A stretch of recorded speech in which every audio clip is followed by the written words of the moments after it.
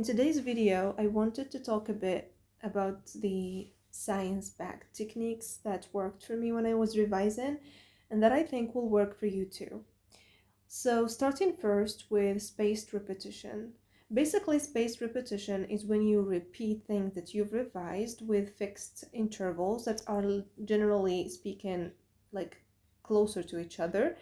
This will boost your memory and make sure that you don't forget the information that you've studied. We can basically see it here in this graph with the recall percentages over here and the days over there, and we can see the repetition.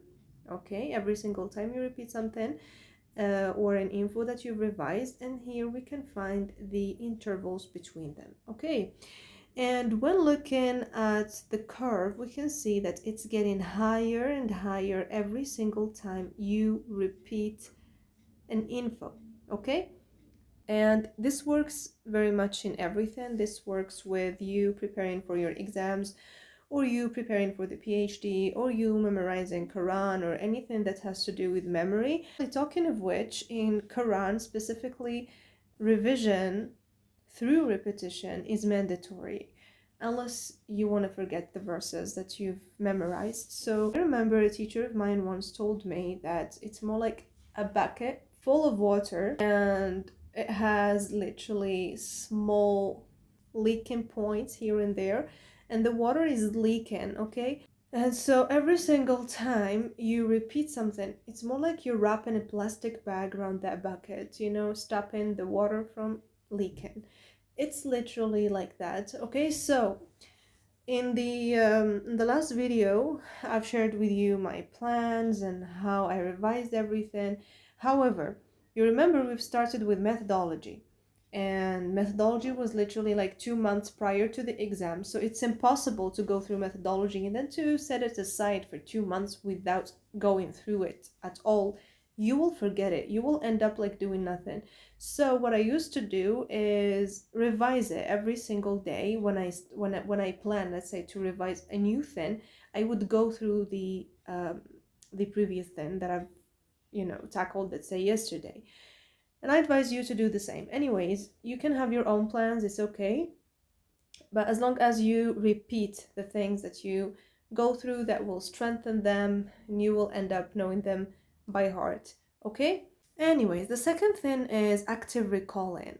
Active recall is a learning method where you continuously test yourself by pulling information out of your memory instead of just passively reading notes. Okay? And so in here, you do not go through notes and read them passively, but you try to actually recall information. And this is very important, and I used to do it when I was revising. Okay? So the production effect is the superior retention of material read aloud relative to materials read silently during an encoding episode. This literally means that when you utter things while revising, that will enhance your memory. And it works. It works, as I said previously, in your revision or even in memorizing Quran, because in here you are literally enhancing your senses. So you're not only using your vision, but you're also using your hearing. You see, so you have another way of receiving input, and this helps in encoding it and internalizing it. So if you are revising right now, try to revise out loud, okay? Like talk and speak and listen to yourself talking and speaking. That will help in you memorizing things and internalizing concepts. And we have the retrieval practice. The retrieval practice is a strategy in which bringing information to mind enhances and boosts learning. Um, it's literally when you test yourself. This is it. And I used to do it every single day. So you can use ChatGPT or any other AI tool that you're using and just give them the content that you've went through during the day and ask them to test you.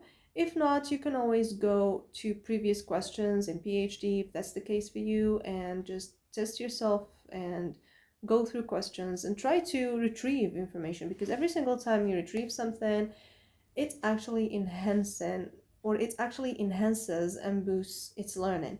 It's like you are shedding the light on that specific thing. Okay, so obviously you will remember it, in case it shows up in the future in any kind of questions. And okay, one last thing that I want to tell you is discipline and consistency.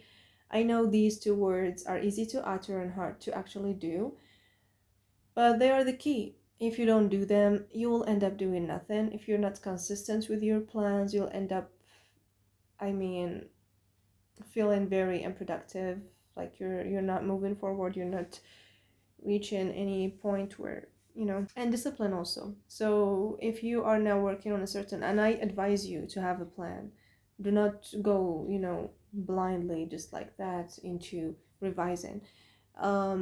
Having a plan clears things up. You will have a vision on when you're going to be finishing your revision and everything. So I really advise you to do that, and I advise you to stick to your plans.